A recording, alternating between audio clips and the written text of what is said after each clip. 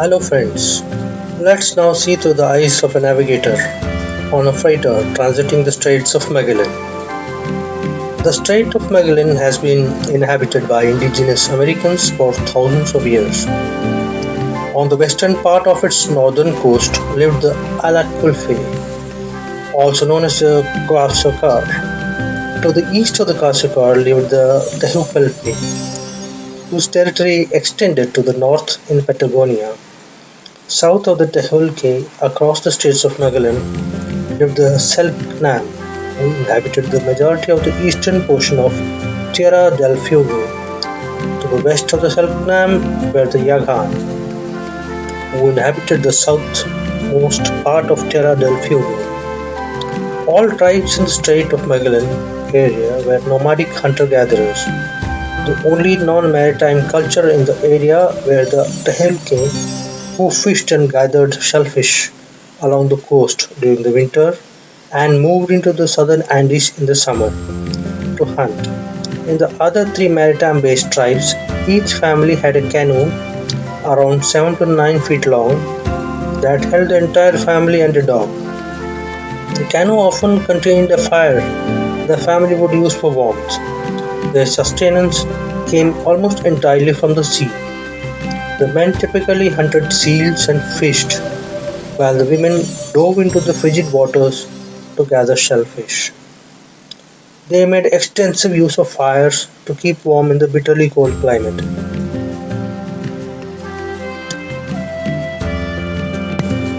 The Strait of Magellan is a navigable sea route in southern Chile, separating mainland South America to the north and Tierra del Fuego to the south. The strait is the most important natural passage between the Atlantic and Pacific Oceans. The route is considered difficult to navigate due to frequent narrows and unpredictable winds and currents. Maritime piloting is therefore compulsory. The strait is shorter and more sheltered than the Drake Passage, the often stormy open sea route around Cape Horn. Along with the narrow and sometimes treacherous Beagle Channel and the seasonally and historically treacherous Northwest Passage, these were the only sea routes between the Atlantic and Pacific until the construction of the Panama Canal.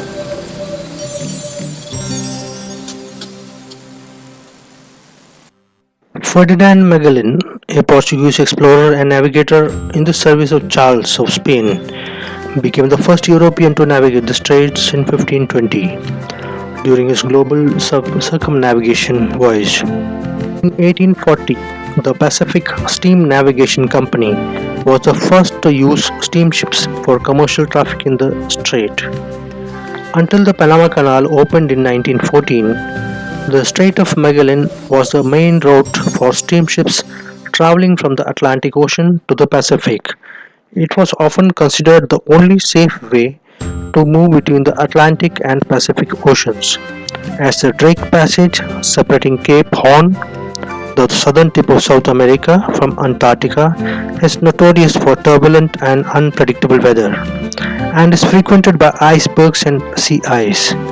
Ships in the strait, protected by Tierra del Fuego to the south and the coast of continental South America to the north, crossed with relative ease, and Punta Arenas became a primary refueling port, providing coal for steamships in transit.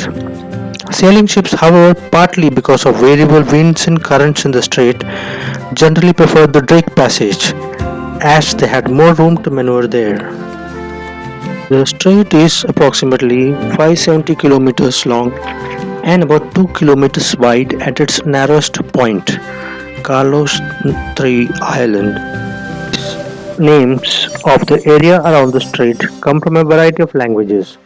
Many are from Spanish and English. Several are from the Ona language adapted to Spanish phonology and spelling, like Timaulke.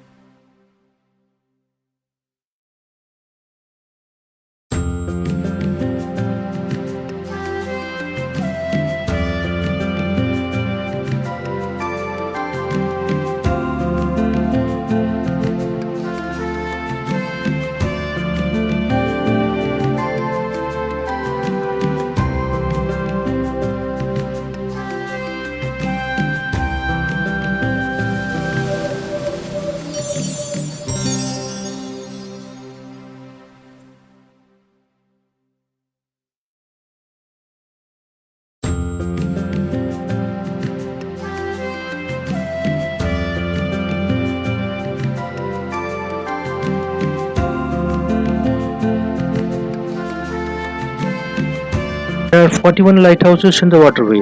Some of them are more than a century old, and some of them are declared Monumento Nacional.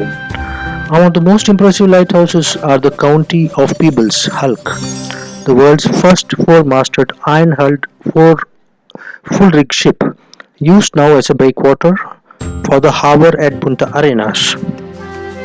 So wrote the explorer George Slight on his arrival in 1934.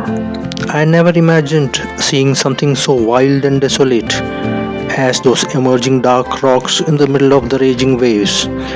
To see these stormy, craggy rocks was frightening. With a dim light on the horizon, we could see large waves crashing heavily in the western part of the islands, a vision that would hardly anyone can imagine.